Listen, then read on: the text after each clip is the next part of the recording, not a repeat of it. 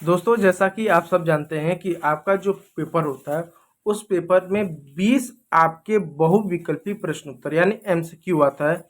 आप जो एमसीक्यू आता है वो ओएमआर शीट के माध्यम से आता है, जिसमें आपको 20 प्रश्नों के सही उत्तर आपको भरने रहते हैं। तो आज का जो चैप्टर है, जिसको हम खाद्य संसाधनों की सुरक्षा बोलते हैं या खाद्य संसाधनों में सुधार, इस चैप्टर से संबंधित हम 20 आप लोगों के लिए ऐसे प्रश्न ले आए हैं जो बहुत ज़्यादा इंपॉर्टेंट है, बहुत ज़्यादा उपयोगी है।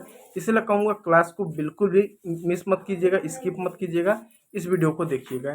तो देखिए दोस्तों, पहला प्रश्न है, कृषि में उपज बढ़ाने के लिए कौन सा तरीका प्रयोग में किया जाता है? कौन सा तरीका प्रयोग किया जाता है? ऑप्शन है परंपरागत खेती, ऑप्शन बी जैविक खेती, ऑप्शन सी सुधारित बीज को हम HYB सीड बोलते हैं, और उर्वरक यानी खादों का प्रयोग, और ऑप्शन डी पशुपालन।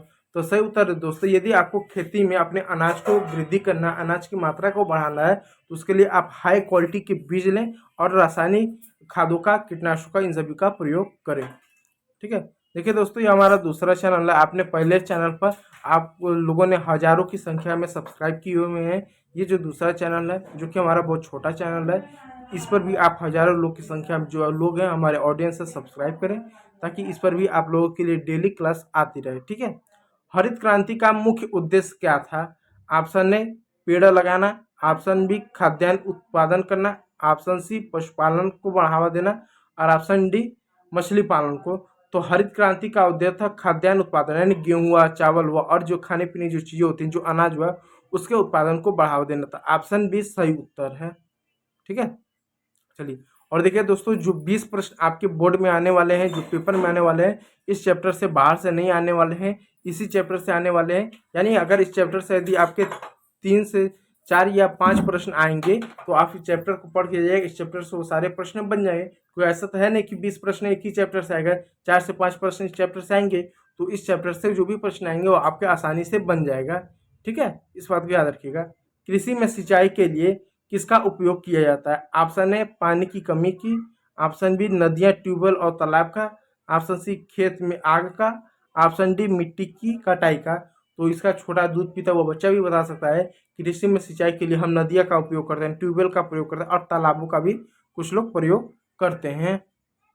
ठीक है। चलिए, अगला प्रश्न आपके सामने आ रहा है।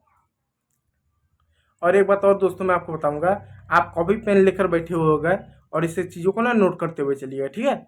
जो इंपॉर्टेंट टॉपिक है, भारत में हरित क्रांति कब शुरू हुई? देखिए, ये बहुत ज़्यादा इंपॉर्टेंट प्रश्न है, वेरी वेरी इंपॉर्टेंट प्रश्न। देखिए, हरित क्रांति पर हर साल सवाल पूछता है, इसलिए हरित क्रांति को ना स्किप मत कीजिएगा। ठीक है। तो भारत में हरित क्रांति कब हुई? ऑप्शन है 1947 में, ऑप्शन बी 1960 में, ऑप्शन सी 1980 में, और ऑप्शन डी वर्ष 2000 में। तो 1960 के दशक में हरित क्रांति प्रारंभ हुआ। ठीक है, 1960 में, इस बात को याद रखिएगा। चलिए, बहुत इंपॉर्टेंट प्रश्न था। उन्नत किस्म के बीज को क्या कहते हैं? यानी जो उन्नत किस्म के जो बीज होते हैं, चाहे गेहूं हुआ, चावल हुआ, मक्का हुआ, बाजरा हुआ, सरसों हुआ, किसी भी चीज का, तो उसको क्या बोलते हैं? ठीक है। ऑप्शन है पारंपरिक बीज, ऑप्शन बी हाइब्रिड बीज, ऑप्शन सी जैविक बीज, और ऑप्शन डी फसल बीज। तो उसको हाइब्रिड बीज बोलते हैं, जिसको हम HYB बोलते हैं। ठीक है, शॉर्ट फॉर्म में HYB।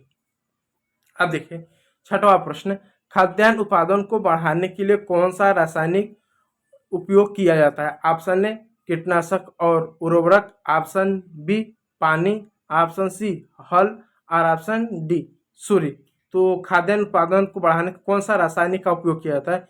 तो कीटनाशक और उर्वरक, यानी जो आपका ये जो खाद होता है, उर्वरक जो होता है, वो दो तरह का, एक तो जैविक हो गया, जिसमें गोबर वाला खाद हुआ, घर में जो फल फूल साग सब्जी का उसके जो छिलके उलके होते हैं, बाद में सड़ गल जाते हैं, राख बन जाता है, चूल्हे का जो राख निकलता है, वो सारे जैविक खाद हो गए। और यूरिया हुआ, डाई हुआ, पोटास हुआ, सल्फर हुआ, जिंक हुआ, और ये सब जो गया, और जो कीड़े उड़े मारने की जो दवाई होती है, जिसको आप स्प्रे से छिड़कते हो, वो सब रासायनिक चीजें आती हैं। तो इनका भी प्रयोग किया जाता है अपने उत्पादन को बढ़ाने के लिए, क्योंकि यदि अच्छा पेड़ आ जाए लेकिन कीड़े उड़े लग जाएंगे तो बेकार ही है।